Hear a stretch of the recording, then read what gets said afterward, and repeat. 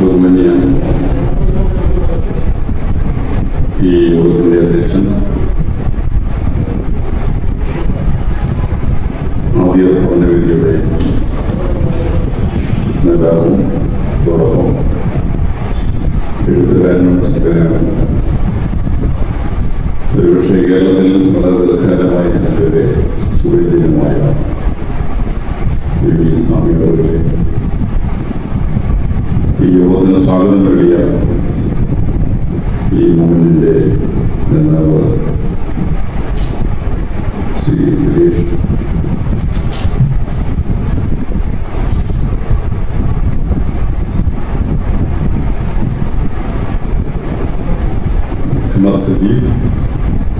വേദിയിലുള്ള ഈ സമ്മേളനം വിജയമായി ഉദ്ഘാടനം ചെയ്തത് ചരിത്രപരമായി ഈ വിഷയത്തിന്റെ പ്രത്യേകത അവതരിപ്പിച്ചുകൊണ്ട് സമ്മേളനം ഉദ്ഘാടനം ചെയ്ത പ്രത്യക്ഷ ദേവസഭയുടെ മുൻ ജനറൽ സെക്രട്ടറി,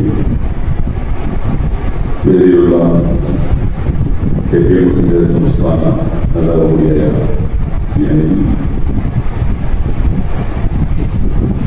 പ്രസാദ്, വേദിയിലും സദസ്സിനുമുള്ള മറ്റ് പ്രമുഖരായ പഠനവേദിയിലെ കലാകാരനായി എന്നോടൊപ്പമുള്ള CSKസിന്റെ അഡ്വൈസറി ബോർഡ് മെമ്പർ PK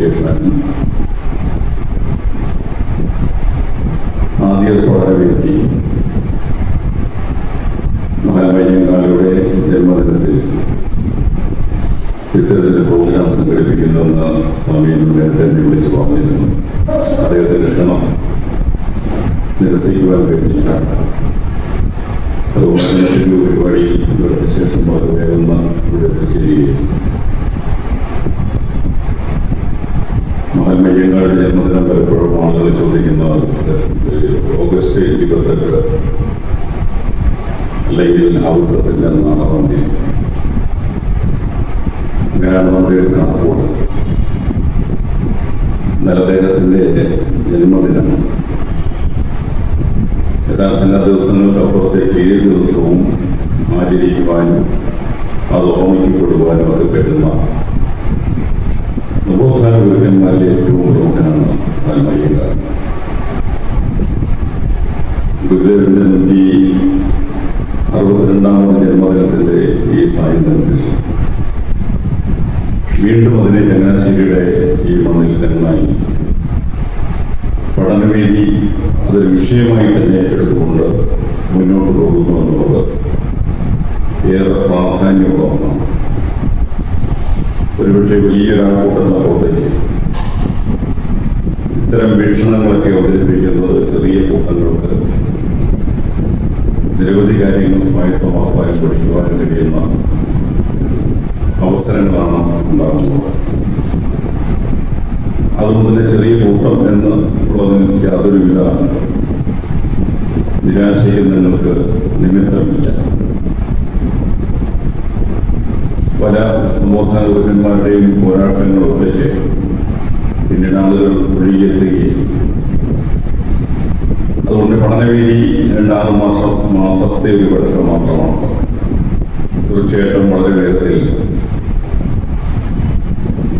ഇതിന്റെ പ്രവർത്തനങ്ങൾ മുന്നോട്ട് പോകട്ടെ എന്ന് ആശംസിക്കുകയും ഇതിന്റെ പ്രവർത്തന നേതൃത്വത്തിന് മുഴുവൻ ആളുകൾക്കും മഹാത്മാവിന്റെ 162ാം ജന്മദിനത്തിലുള്ള അഭിവാദ്യങ്ങൾ അർപ്പിക്കുകയും ചെയ്യാം. ദീർഘമായ ഒരു പ്രഭാഷണത്തിലേക്ക് പോകാൻ സമയമില്ലാതിരിക്കുന്നില്ല. ഇന്ന് നവോത്ഥാന കേരളം എന്നാണ് പലരും കേരളത്തെ പറയുന്നത്. എന്നാൽ പൂർണ്ണമായി നവോത്ഥാന കേരളമായിട്ടുണ്ടോ എന്നുള്ള ചിന്തകളാണ് നമ്മൾ പലർക്കും ഉണ്ടാക്കേണ്ടത്. 1861 ഓഗസ്റ്റ് മാസം 28-ാം തീയതി മഹാത്മാഗാന്ധിയുടെ ജന്മദിനത്തിന് ശേഷമുള്ള ദീർഘമായ വർഷങ്ങൾ നമ്മൾ ഇപ്പോഴും ചർച്ച ചെയ്യപ്പെടേണ്ടി വരുന്നു. ആ കാലഘട്ടത്തിലുണ്ടായിരുന്ന ജാതി വിവേചനത്തെക്കുറിച്ച്, ആ കാലഘട്ടത്തിൽ മഹാത്മാവിന്റെ 30 വയസ്സിന് ശേഷമുള്ള സമര പോരാട്ടങ്ങളുടെ വീര്യത്തെക്കുറിച്ച്, അന്നുണ്ടായ ജാതി വിവേചനം, അന്ന് അന്ന് ഉയർത്തിയ ഭൂമിയുടെ പ്രശ്നങ്ങൾ, അന്ന് ഉയർത്തിയ അധികാരത്തിന്റെ വിഷയങ്ങൾ, അന്ന് മഹാത്മാ ഉയർത്തിയ സമ്പത്തിന്റെ വിഷയങ്ങൾ ഇന്നും പ്രസക്തമായി നിൽക്കുകയാണ്. അതുകൊണ്ട് 2025 നമുക്കിതൊക്കെ ചർച്ച ചെയ്യപ്പെടേണ്ടി വരുന്നു എന്നത് സൂചിപ്പിക്കുന്നത് യഥാർത്ഥത്തിൽ നമ്മുടെ പ്രശ്നങ്ങൾക്ക്, അന്നുയർത്തിയ പ്രശ്നങ്ങൾക്ക് ഇപ്പോഴും അത് വലിയ പ്രസക്തമായ വിഷയങ്ങളായി നിൽക്കുന്നു എന്നുള്ളതാണ് 2025 നമുക്ക് ചർച്ച ചെയ്യപ്പെടേണ്ടത്. അയ്യങ്കാളിയുടെ സമര ചരിത്രത്തിന്റെ ചെയ്യലുകൾ ഇവിടെ ഉദ്ഘാടന ക്ലാസ്സിൽ വളരെ വിശദമായി, വളരെ ഭംഗിയായി അവതരിപ്പിച്ചു.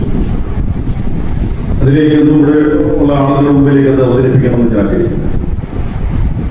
വഴി നടക്കുവാനും വിദ്യാഭ്യാസം ചെയ്യുവാനും മാറുമറയ്ക്കുവാനും സാമൂഹികപരമായി അന്ന് നടന്ന അനീതിക്കെതിരെയൊക്കെ പടവാളുയർത്തുവാനും ഒക്കെ കാലഘട്ടത്തിൽ ഒരാൾ എഴുന്നേറ്റു എന്നുള്ളതാണ് അദ്ദേഹത്തിന്റെ ജന്മദിനം നമ്മൾ കൂടുതൽ അന്വേഷണമായി ആചരിക്കുവാൻ നിമിത്തമായി തീരുന്നത്. ഇന്ന് പല ആളുകളും നമുക്കിടയിൽ ഇത്തരം വിവേചനം നടക്കുമ്പോൾ മൗനം വലിക്കുന്നവരാണ്. വിവേചനങ്ങൾക്കെതിരെ പ്രതികരിച്ചാൽ ആരെങ്കിലുമൊക്കെ എന്തെങ്കിലുമൊക്കെ പറയുമെന്നുള്ള ആശങ്ക നമുക്കിടയിൽ ഇപ്പോഴും ഉണ്ട്. ആരൊക്കെ പുറകിൽ നിന്നും വലിക്കുന്നത് പോലെ നമ്മുടെ പ്രാരാബ്ധം നിറഞ്ഞ ജീവിത ശൈലികൾ, നമ്മുടെ ജോലിയുടെ വിഷയങ്ങൾ പലതും പറയാൻ വേണ്ടിയിരിക്കുന്ന ഒട്ടേറെ ആളുകളെ എനിക്കറിയാം. ആ ഒരു പശ്ചാത്തലത്തിലാണ്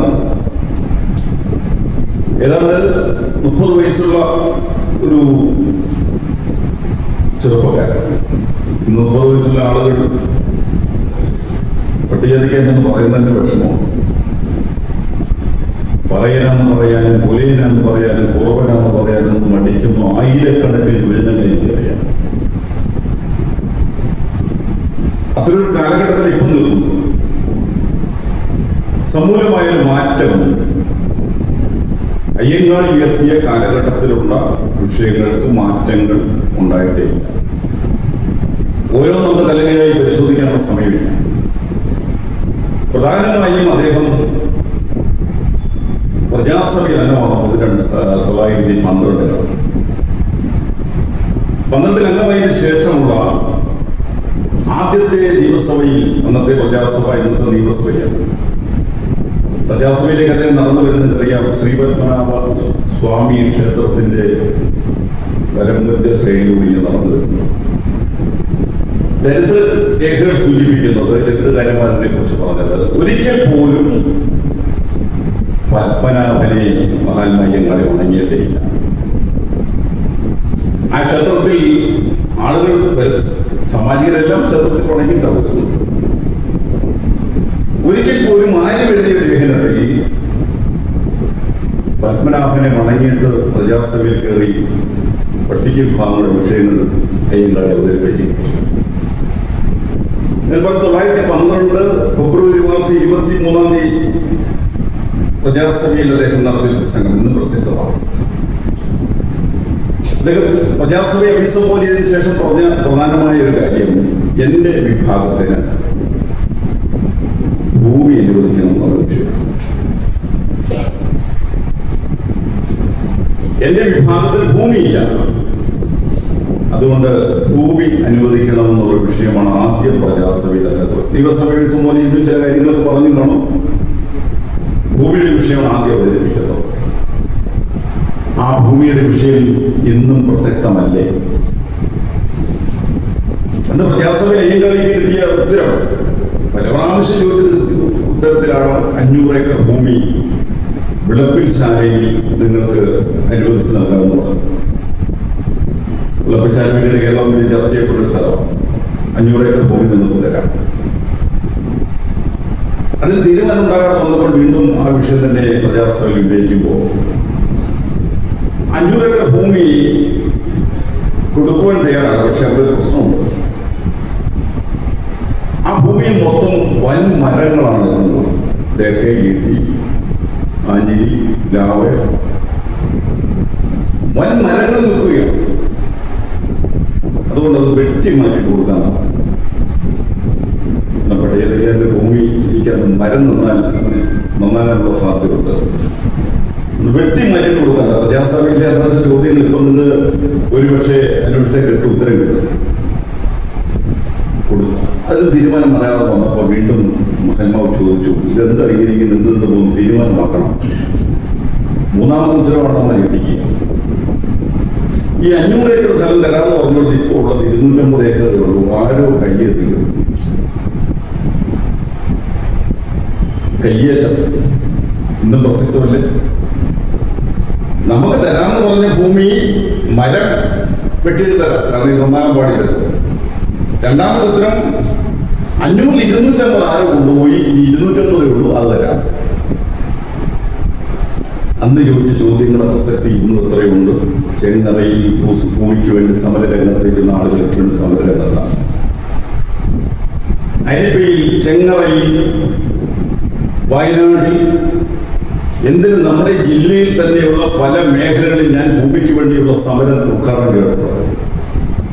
80 വയസ്സുള്ളൊരു മഹതി അടുത്ത കാലത്താണ് കോട്ടയത്ത് മരണപ്പെട്ടത്. ഒരു ജന്മിയുടെ പറമ്പിലെ താമസക്കാരി. 1 സെന്റ് ഭൂമി പോലും ജന്മി കൊടുത്തില്ലെന്ന് മാത്രമല്ല, സർക്കാരും കൊടുത്തില്ല. അവസാനം ഞാൻ കളക്ടറേറ്റുണ്ട്, ശാന്തൻ സാർ കളക്ടറേറ്റ് നേരിട്ടുണ്ട്. ഈ 80 വയസ്സുള്ള സ്ത്രീയെ കൊണ്ട് കളക്ടറേറ്റിന് മുമ്പിൽ സത്യാഗ്രഹം കഴിഞ്ഞ് കളക്ടറെ വിളിപ്പിച്ചു. ഞാൻ ഭൂമി 3 ഏക്കർ ഭൂമി ഉണ്ടാക്കി തരാം, സർക്കാർ വന്നിട്ട് ഞാൻ ഭൂമി തരാം. കളക്ടർ 1 മാസം പോയി. 80 വയസ്സുള്ള ഈ അമ്മച്ചിയും 1 മാസം പോയി. കുഞ്ഞി ഭൂമിയുടെ പക്ഷിയുണ്ട്, കിട്ടിയില്ല. അപ്പൊ മഹാന്മാ ഒന്ന് ഉയർത്തിയ ഭൂമിയുടെ പ്രശ്നം ഇപ്പോഴും കിടക്കുക ഇവിടെ. ചെങ്ങൈ സമരം നടത്തിയ ദാഹോമാന്റെ അവസാനം ഭൂമിക്ക് വേണ്ടി അന്തരിച്ചു പോയി VS-മായി ചർച്ചയ്ക്കിരിക്കുക. നിങ്ങളെല്ലാം വായിച്ചിട്ടുള്ള സംഭവം. ആ ചർച്ചയിൽ VS പറഞ്ഞത്, ഭൂമി നിങ്ങൾക്ക് തരാൻ അധികമില്ല, 50 സെന്റ് 15 സെന്റ് 20 സെന്റ് വെച്ച് തരാം. അവസാനം ദാഹോഹൻ ഇറങ്ങിപ്പോയി. അവരില്ല, ഭൂമിയില്ല, തീയധികം കൊടുക്കാൻ ഭൂമിയില്ല, ബാക്കി എല്ലാവർക്കും കൂടെ ഭൂമിയുണ്ട്. ഞാൻ എറണാകുളത്തൊരു ക്ഷേത്രത്തിന്റെ ഭൂമിയെ കുറിച്ച് അന്വേഷിച്ചു. 150 ഏക്കർ ഭൂമി ക്ഷേത്രത്തിന് വേണം. നമ്മുടെ ജില്ലയിൽ തന്നെ ഹാരിസന്റെ ഭൂമി കമ്മീഷൻ കണ്ടെത്തി. 5000-ലധികം ഹെക്ടർ ഭൂമി പാട്ടക്കാലാവധി കഴിഞ്ഞതാണ്. അത് സർക്കാർ പിടിച്ചെടുക്കണം. ഏതെങ്കിലും നടന്നിട്ടുള്ള സർക്കാർ കേരളത്തിൽ പിന്നെ വന്നിട്ടുണ്ടോ ഇത് പിടിച്ചെടുക്കാൻ? ഇപ്പൊ പറയുന്നത് KP ഓനാന്റെ ഭൂമിയാണ്, അതിൽ 250 ഏക്കർ ഇപ്പോഴും വിഷയം കിടക്കാൻ. ഞാൻ പറഞ്ഞു വരുന്നത്, ഭൂമിയുടെ വിഷയത്തിന് പരിഹാരം ഉണ്ടാക്കില്ല. ഇന്ന് ആളുകൾ സമരത്തിലാണ്. ലക്ഷപ്പേരിലും റോഡിന്റെയും തോടിന്റെയും പുറംപോക്കുകളിൽ കിടക്കുന്ന 1000 കണക്കാണ് ഇന്നും കേരളത്തിൽ ജീവിക്കുന്നു എന്ന് പറയുന്നത്. ഈ നവോത്ഥാന കേരളത്തിൽ ഇത്തരം വിഷയങ്ങൾ വീണ്ടും ചർച്ചയ്ക്ക് വിധേയമായി വരുന്നതിന്റെ കാരണം ഇത് തന്നെയാണ്. ഇന്ന് ഭൂമിയുടെ വിഷയം പരിഹരിച്ചിട്ടില്ല. സമ്പത്തിന്റെ കാര്യം അത് പരിഹരിച്ചിട്ടില്ല. മഹാത്മാ അയ്യങ്കാളി മുന്നോട്ട് വെച്ച 3 വിഷയങ്ങൾ തന്നെയാണ്. ഒന്ന് ഭൂമി, ഒന്ന് സമ്പത്ത്, 3 അധികാരം. സാമ്പത്തിക രംഗത്ത് മുന്നോട്ട് പോകണം. നമുക്ക് ഭൂമിയുടെ ലഭ്യത വേണം. ഭൂമിയില്ല. ഭൂമി ഒരുപറ്റം ആളുകൾ കൈവശപ്പെടുത്തിക്കൊണ്ടിരിക്കുകയാണ്. അതുകൊണ്ട് സാമ്പത്തിക രംഗം മുന്നോട്ട് പോകാൻ കഴിയുന്നില്ല. ബാബാ സാഹേബ് എഴുതിയ ഭരണഘടനയുടെ പശ്ചാത്തലത്തിൽ ഉദ്യോഗസ്ഥന്മാരുണ്ടാകുന്നു, ഉദ്യോഗാർത്ഥികൾ ഉണ്ടാകുന്നു എന്നതിനപ്പുറത്തേക്ക് ആരാണ് ജനറൽ മെരിറ്റിൽ വലിയ ഉദ്യോഗങ്ങളിൽ കിടന്നത് എന്ന് ചോദിക്കുമ്പോൾ നമുക്ക് വലിയ നിരാശ തോന്നുകയാണ്. സംവരണ അടിസ്ഥാനത്തിൽ മുന്നോട്ട് പോകാൻ കഴിയുന്നതിനപ്പുറത്തേക്ക് നമുക്ക് യാതൊരു തരത്തിലുമുള്ള പുരോഗതികളുമുണ്ട്. അങ്ങനെ ആർക്കെങ്കിലും ഉണ്ടായിട്ടുണ്ടെങ്കിൽ അത് സ്വന്തം പ്രയത്നത്തിലൂടെ അവർ വളർത്തിയെടുത്ത പുരോഗതികൾ മാത്രമാണ്. അതുകൊണ്ട് 63-ന് ശേഷം നമ്മുടെ ജീവിതത്തിലുണ്ടായ മാറ്റങ്ങൾക്കെല്ലാം കാരണം നവോത്ഥാന ഗുരുക്കന്മാരുടെ ഇടപെടൽ തന്നെ. അതിൽ ഏറ്റവും അധികം നിർണായകമായ ഉണ്ടായിരുന്നു മഹാത്മാ അയ്യങ്കാളിക്ക്. ആ കാലഘട്ടത്തിൽ നാരായണ ഗുരുദേവന്റെ പ്രവർത്തനം ഉണ്ടായിരുന്നു. അയ്യങ്കാളിയുടെ ആപ്തവാക്യങ്ങൾ മുന്നേറും പറഞ്ഞ് വിദ്യ കൊണ്ട് പ്രബുദ്ധരാകണം, സംഘടന രൂപീകരിക്കണം, ശക്തരാകണം, വ്യവസായം തുടങ്ങണം, ചെത്തരുത് കുടിക്കരുത് എന്നെല്ലാം പറഞ്ഞു. ആ സമുദായം ആ കാലഘട്ടത്തിൽ കുറെ കേട്ടു. ഗുരുദേവന്റെ പ്രബോധനം കേട്ട ആളുകൾ അവർ മുന്നോട്ട് പോയി. പക്ഷെ ബാബാ സാഹേബ് പറഞ്ഞ സമയത്ത് എഡ്യൂക്കേറ്റ്, അജിറ്റേറ്റ് ആൻഡ് ഓർഗനൈസ്. ഒറ്റ പട്ടികൾക്കെന്ന് കേട്ടില്ല, എന്നും കേൾക്കുന്നില്ല. അത് നമ്മുടെ വിഷയം. അപ്പൊ നമ്മൾ മുന്നോട്ട് പോകാത്തതിന്റെ പിന്നിൽ നമ്മുടെ നവോത്ഥാന ഗുരുക്കന്മാർ മുന്നോട്ട് വെച്ച ആശയങ്ങളെ പിൻപറ്റുവാനോ അതനുസരിക്കുവാനോ തലമുറ തയ്യാറായില്ല എന്നതിന്റെ വിഷയമാണ്. ഗുരുദേവൻ പറഞ്ഞ വാക്കുകൾ കേട്ട ആളുകൾ മുന്നോട്ട് പോയി. ഇതിൽ SNDP യോഗത്തിന്റെ പ്രസിഡന്റിന്റെ പ്രസ്താവന ഉണ്ടായി. ഏത് പാർട്ടി വന്നാലും കുഴപ്പമില്ല, ഏത് പാർട്ടി കേരളം ഭരിച്ചാലും കുഴപ്പമില്ല, ആര് പഞ്ചായത്ത് ജയിച്ചാലും കുഴപ്പമില്ല, ആര് തിരിച്ചു പിടിച്ചാലും കുഴപ്പമില്ല, ഈഴവനിലത്തുണ്ടായില്ല. പണ്ടൊരു ഒരു യോഗം നടക്കുകയാണ്. അതിനകത്ത് 6 ഒട്ടകത്തെ 3 ഒട്ടകം ഈർണം ചെയ്തതിനെ സംബന്ധിച്ച് ചർച്ച നടക്കുക. ഇപ്പൊ കേരള കോൺഗ്രസിന്റെ ഒരു കാലഘട്ടമായിരുന്നു ആ കാലഘട്ടം. ആ ഒട്ടകത്തെ കുറിച്ചാണ് സംസാരിക്കുന്നത്. അപ്പൊ ഈ കേരള കോൺഗ്രസിന്റെ ഒരു നേതാവുണ്ടായിരുന്നു, മൂവാറ്റുപുഴയുടെ, അദ്ദേഹം ഈ വേദിയിലുണ്ടായിരുന്നു. അപ്പൊ ഈ ചർച്ചയ്ക്കിടയിൽ അദ്ദേഹം ഉറക്കത്തിനിടയ്ക്ക് കേൾക്കും, പെട്ടെന്ന് പറഞ്ഞ ഒരൊട്ടകം കത്തോലിക്കത്തിൽ പറഞ്ഞു. കേട്ടു തന്നെ കേൾക്കത്തില്ല എന്ന് പറഞ്ഞാൽ അവരുടെ വിഷയങ്ങൾ മുഴുവൻ അവരുടെ സമൂഹത്തിന് വേണ്ടിയുള്ള പ്രശ്നങ്ങളാണ്.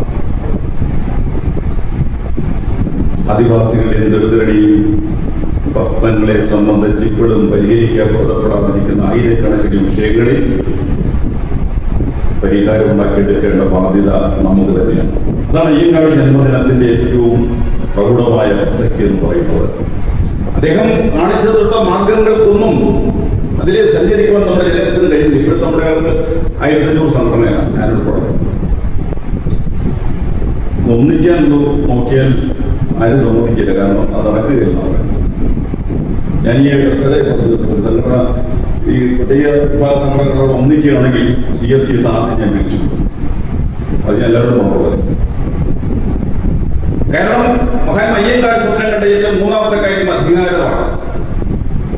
അധികാരത്തിലേക്ക് 1957 ശേഷം ഉള്ള മന്ത്രിസഭകളും പരിശോധിക്കുക. 57 ചാത്തൻ മാസ്റ്റർ ചില പ്രത്യേക സാഹചര്യത്തിൽ ജയിച്ചു.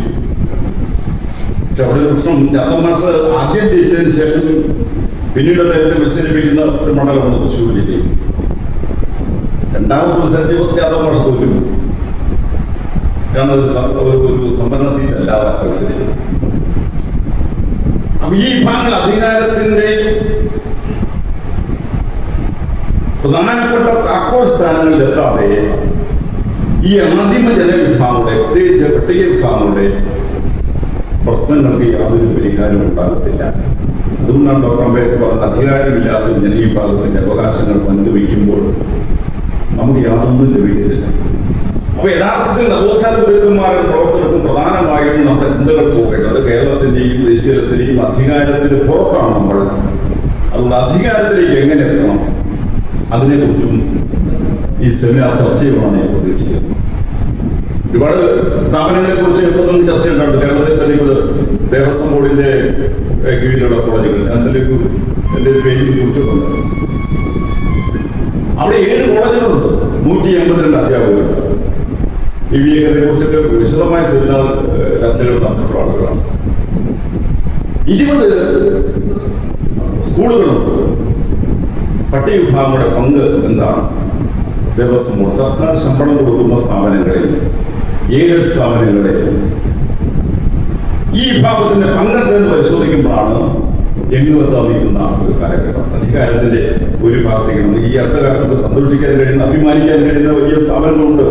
മഹാത്മാ അയ്യങ്കാളി സ്ഥാപിച്ച സ്കൂള്, ശ്രീകുമാരി ഗുരുദേവൻ സ്ഥാപിച്ച സ്കൂള്. അതിനപ്പുറത്തേക്ക് അടുത്ത കാലത്താണ് നമുക്ക് അഭിമാനകരമായി തോന്നിയത് PRDSന്റെ നേതൃത്വത്തിലുള്ള അമേരിയിലെ കോളേജ്, APMS നേതൃത്വത്തിലുള്ള അവിടെ കൃത്യമായ ഒരു കോളേജ്. നമുക്ക് അഭിമാനിക്കാൻ കഴിയും. അത് ഈ സമീപകാലത്താണ്.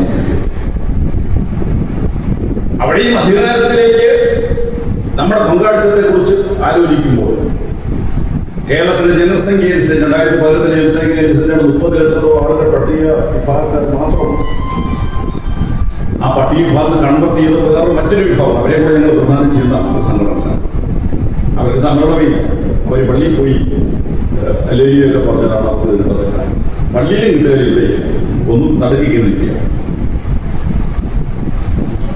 അപ്പൊ ഈ സമൂഹത്തിന്റെ പൊതുവായ വിഷയങ്ങളിൽ മഹാത്മാ അയ്യങ്കാളി എടുത്തിട്ടുള്ള പോരാട്ട വീര്യങ്ങളെ നമുക്ക് ഇനി മുന്നോട്ട് കൊണ്ടുപോകേണ്ടതായിട്ടുണ്ട്.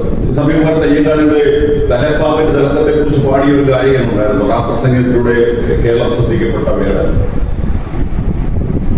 അദ്ദേഹം പാടിയ പാട്ടുകളൊക്കെ നവോത്ഥാന നായകരുടെ പോരാട്ട വീര്യങ്ങൾ ഉൾക്കൊള്ളുന്ന പാട്ടുകളാണ്. അതുകൊണ്ടാണ് ആ സമയത്ത് ആളുകൾ വലിയ ആഘോഷത്തോടുകൂടി, ഹരഘോഷത്തോടുകൂടി, ആവേശത്തോട്, ഹൃദയത്തോട് ചേർത്ത് പിടിച്ചുകൊണ്ട് വേടന്റെ പാട്ടുകളെ സ്വീകരിച്ചു.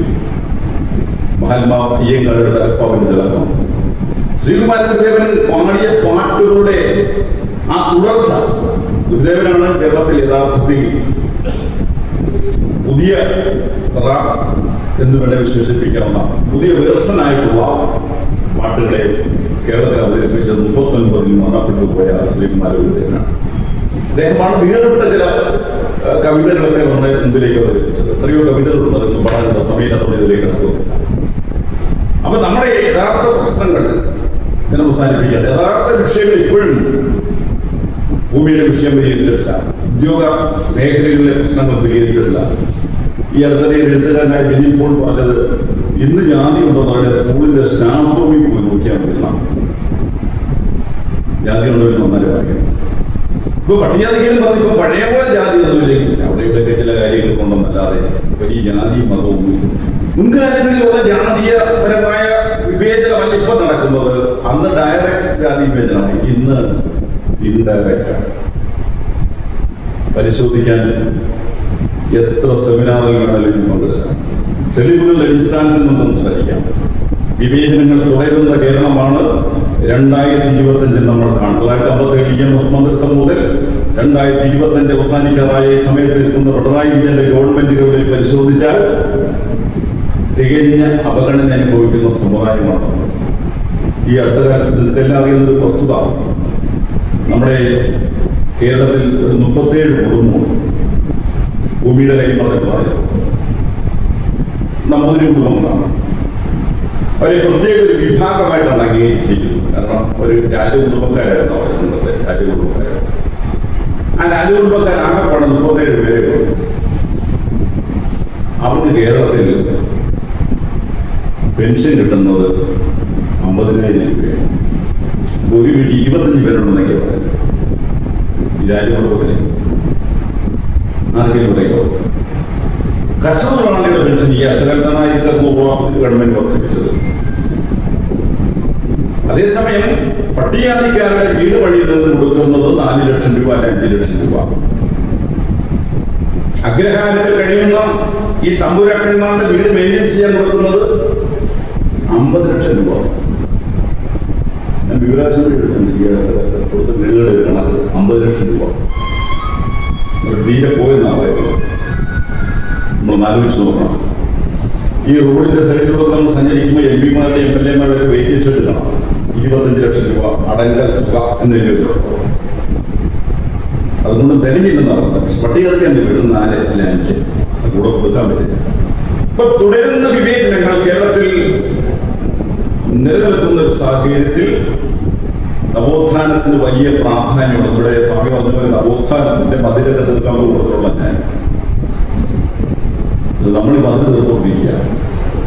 ചില വിഭാഗം അധികാരത്തിന്റെ തലപ്പത്തേക്ക് വരുന്നു. പട്ടിക വിഭാഗങ്ങൾ ഇന്നും അധികാരത്തിലെത്താൻ കഴിയുന്നില്ല. ഇപ്പൊ കേരളത്തിലെ മുഖ്യമന്ത്രി കസേരയിലാണെങ്കിലും എത്തുമെന്നൊരു പ്രതീക്ഷ പല കാലങ്ങളായി ചർച്ച ചെയ്യുന്നുണ്ട്.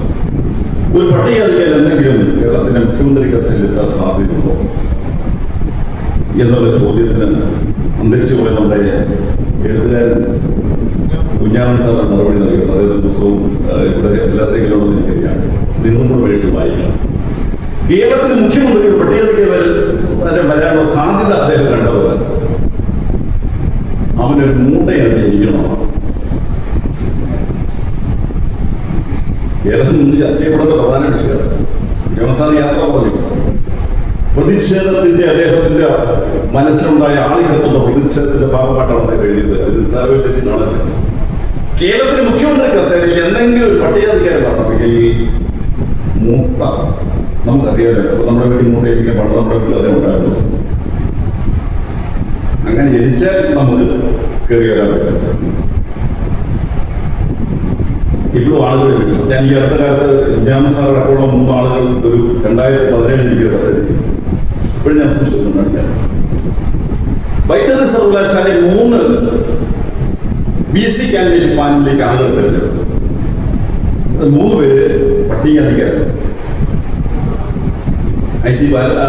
ശ്രീ ബാലകൃഷ്ണൻ അടക്കമുള്ള ആളുകൾ, ഡോക്ടർ പൽപ്പു അടക്കമുള്ള 3 പട്ടികജാതിക്കാരായ ആളുകളെ വൈദ്യുതി സർവകലാശാലയുടെ കാൻഡിഡേറ്റ് പാനലിൽ തിരഞ്ഞെടുത്തു. BC ലിസ്റ്റ് പരിശോധിച്ചപ്പോൾ 2016-17 ലിസ്റ്റ് പരിശോധിച്ചപ്പോൾ വൈസ് ചാൻസലർ വരാൻ സാധ്യതയുള്ള ലിസ്റ്റിൻ്റെ അകത്ത് 3 പേര് പട്ടികജാതിക്കാരാണ്. പ്രിയപ്പെട്ടവരെ, അന്നത്തെ മന്ത്രിസഭ തീരുമാനം നിങ്ങൾക്ക് എന്തരാം? ആ BC കാൻഡിഡേറ്റ് പാനല് റദ്ദാക്കി.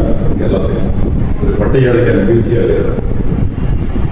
ഇതാണ് മനോഭാവം നമ്മുടെ കേരളത്തിൽ. അത് ഇടത് ഭരിച്ചാലും വലത് ഭരിച്ചാലും മനോഭാവത്തിനൊന്നും ഒരു വ്യത്യാസമൊന്നുമില്ല.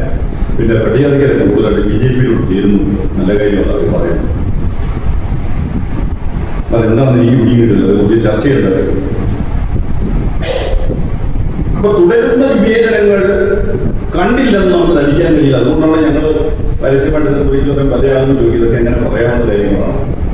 ഇപ്പൊ ജാതി വല്ലതും ഉണ്ടെന്നൊക്കെ പഴയ കാലത്ത് ജാതി ഉണ്ടെങ്കിൽ ഇപ്പൊ ജാതി ഒന്നും ഇല്ലെന്നൊക്കെയാണ് പറയുന്നത്. ഇപ്പോഴും ജാതി ഉണ്ടെന്നേ, ഇപ്പോഴും ജാതിയുണ്ട്. ഈ അടുത്ത കാലത്ത് നമ്മുടെ സഹോദരി അനുഭവിച്ചത് മോഷണ കുറ്റത്തിന്റെ പേരിലാണ്. അവരുടെ പ്രസ്താവനകൾ നിങ്ങൾ വായിച്ചിട്ടുണ്ട്, അതിലേക്ക് കിടക്കുന്നില്ല. മോഷണ കുറ്റം ആരോപിച്ച ഒരു സ്ത്രീയെ കൈകാര്യം ചെയ്ത രീതി നിങ്ങൾ ആലോചിക്കണം. കേരളത്തിൽ പട്ടികവിഭാഗങ്ങൾ, പട്ടികവർഗക്കാർ, ക്രൈസ്തവർ, കൺവർത്തിയൊരു വിഭാഗമുണ്ട് കേരളത്തിൽ. ഞങ്ങൾ ഒരുപടി ഉയർത്തുന്ന മുദ്രാവാക്യം ഈ പഠനരീതി കൂടെ ചർച്ച ചെയ്യണമെന്നാണ് എനിക്ക് സൂചിപ്പിക്കുന്നത്. കാരണം പട്ടികവിഭാഗങ്ങളുടെ സംവരണം കൊടുക്കണമെന്ന് ഞങ്ങൾ ആവശ്യപ്പെടുന്നില്ല. ആൾക്കാട് 8 കിട്ടുന്ന ഇവർക്കൂടെ കൊടുത്തു കഴിഞ്ഞാൽ ഇതൊന്നും നടക്കില്ല. എല്ലാം കൂടെ ആൾക്കാടൊക്കെ പ്രത്യേകമായൊരു പാക്കേജ്, സെപ്പറേറ്റ് റിസർവേഷൻ എന്തുകൊണ്ട് കൊടുത്തുകൂടാ? കേരളത്തിൽ പുറത്ത് തമിഴ്നാട്ടിൽ കൊടുത്തു, ആന്ധ്രയിൽ കൊടുത്തു, കർണാടകയിൽ കൊടുത്തു. ഞങ്ങൾ എത്രയോ കാലമായി മാറി മാറി വരുന്ന ഗവൺമെന്റ് മുമ്പിലേക്ക് നിവേദനവുമായി ചെല്ലുക. മരം വെട്ടുന്ന കാര്യം പറഞ്ഞ പോലെ മരം വെട്ടി കൊടുക്കാമെന്ന് പറഞ്ഞ പോലെ അടുത്ത വർഷം കൊടുക്കാം. സെപ്പറേറ്റ് റിസർവേഷൻ കൺവെർട്ട് ചെയ്ത് ക്രിസ്ത്യാനികൾക്ക് കൊടുക്കണ്ടേ? ഇപ്പൊ കേരളത്തിൽ 10% മുന്നോക്ക സംവരണം നടപ്പിലാക്കി. മുന്നോക്ക സംവരണത്തിന് മാനദണ്ഡങ്ങൾ കൊണ്ടുവന്ന് ഞാൻ പറയുന്നില്ല, അതിലേക്കൊക്കെ പോകാൻ ഒരുപാട് സമയം വേണം. 10% മുന്നോക്ക സംവരണം കൊടുത്തു. എന്താ സംവരണത്തിന്റെ 8 ലക്ഷം രൂപ വരെ, 8 ലക്ഷം 8 ഏക്കർ ഭൂമി വരെ ഉണ്ടാകാം. 5 ലക്ഷം രൂപ വാർഷിക വരുമാനം, ഒരു കുഴപ്പമില്ല. കോർപ്പറേഷൻ ഏരിയയിൽ 50 സെന്റ് സ്ഥലം വരെ ഉള്ളവൻ ഈ ദാരിദ്ര്യക്ക് താഴെയാണ്. അപ്പോൾ പട്ടികജാതിക്കാരൻ്റെ ലോണിന് വേണ്ടി ചെല്ലുന്നത് 2.5 ലക്ഷം രൂപയ്ക്ക് കൂടാൻ പറ്റിയെന്ന് വില്ലേജ് ഓഫീസർ സർട്ടിഫിക്കറ്റ് കൊടുക്കണം. തുടരുന്ന വിവേചനങ്ങൾ പറഞ്ഞാൽ അവസാനിക്കുന്നില്ല എന്നതുകൊണ്ട് ഞാൻ അവസാനിപ്പിക്കട്ടെ. മയ്യങ്കാളിയുടെ ഈ ജന്മദിനത്തിൽ ഇത്രയും ആളുകൾ പങ്കെടുത്തുകൊണ്ട് അദ്ദേഹത്തെ വളരെ ഗൗരവതരമായി നിങ്ങൾ നോക്കിക്കാണുകയും പഠിക്കുകയും ചെയ്യുന്ന നിങ്ങൾ കേരളത്തിലെ ഇന്ന് നടക്കുന്ന സാമൂഹ്യ തിന്മകളെ കുറിച്ച് പഠിക്കുവാൻ തയ്യാറാണ്. പാടിയെന്ന് പറയുന്നൊരു പള്ളി, വില്ലേജൊരു പള്ളി, ഇവിടുത്തുകാരൻ മലയ്ക്കാനൊരു പള്ളി, പള്ളി വന്നതിന് തിരഞ്ഞെടുപ്പും വ്യത്യാസം തോന്നി ഞാൻ കാണുന്നില്ല. ഞാൻ ദൽക്രൈസറിന്റെ യാതൊരു വിവിധ പറയുന്നത് ചുമല്ല മൊത്തം പറയുന്നത് വ്യത്യാസം ഒന്നുമില്ല. പള്ളിയുടെ സ്ഥാപനത്തിലില്ല. തെക്ക് പള്ളി, വടക്ക് പള്ളി, കിഴക്ക് പള്ളി എല്ലാം വെച്ചു. പരസ്പരം ഭിന്നിപ്പിച്ചു എന്നതിനപ്പുറത്തേക്ക് ഈ സമുദായത്തിന് വേണ്ടുന്ന അർഹമായ പങ്കാളിത്തമാസം ഉണ്ടായിരുന്നു കൂടുതൽ. അതുകൊണ്ട് കൂടുതൽ ഈ സമൂഹത്തെ മുന്നോട്ട് കൊണ്ടുവരാൻ വേണ്ടിയുള്ള പ്രയത്നത്തിൽ ആദ്യ പഠനഗതിയിൽ ഒന്നറിയുന്നതാണ് പോകുന്നത്. ഇത് ഗവേഷണം നടത്തുന്ന ആളാണ് ജീവിതം എനിക്കറിയാൻ പറ്റുന്നത് വർഷങ്ങളായിരിക്കും. വലിയ വിജ്ഞാന കോശം എന്നൊക്കെ ഞാൻ വിശേഷിപ്പിക്കും. കാരണം ഞാൻ അദ്ദേഹത്തിന് ഒരുപാട് പുസ്തകങ്ങളും പ്രബന്ധങ്ങളൊക്കെ ഇടയിൽ മാറ്റിയിട്ടുണ്ട്. ഡോക്ടർ അനിലടക്കമുള്ള വലിയ കേരളത്തിലെ വലിയ പ്രസ്ഥാനം, നവോത്ഥാനരംഗത്തെ അഭിപ്രായങ്ങൾ തുറന്നു പറഞ്ഞ പ്രസ്ഥാനങ്ങൾ. നമുക്ക് ഇനി കൂടുതൽ ഉയരങ്ങളിലേക്ക് പോകാൻ കഴിയുന്നു. അന്ധമായ രാഷ്ട്രീയത്തിന് വിരാമം കുറിക്കാതെ സമൂഹയെ രക്ഷപ്പെടത്തില്ല എന്ന് മാത്രം സൂചിപ്പിച്ചിട്ടുണ്ട്. മഹാന്മായ്യങ്ങളുടെ 162ാം ജന്മദിനത്തിൽ ആഘോഷത്തോടനുബന്ധിച്ചുള്ള ഈ പ്രോഗ്രാമിൽ പങ്കെടുക്കുവാനും നിങ്ങളുമായി ചില കാര്യങ്ങൾ ഷെയർ ചെയ്യുവാനും ഒക്കെ അവസരം കിട്ടിയത് ജീവിതത്തിന്റെ ഒരു മഹാഭാഗ്യമായി കരുതുകയാണ്. തെക്കും വടക്കും കിഴക്കും പടിഞ്ഞാറും വെറ്റും വിലയ്ക്കും വാങ്ങിപ്പോയോ ഇനിയെങ്കിലും കൂടി കാണാൻ അതിനുള്ളൊരു അവസരം കൂടി അവസാനം ഉണ്ടാക്കിയിട്ടുള്ളത്. അതിനുകൂടി വിവാദം ചെയ്തുകൊണ്ട് ഞാൻ ചെറിയ വാർത്ത അവസാനിപ്പിക്കട്ടെ. നമസ്കാരം.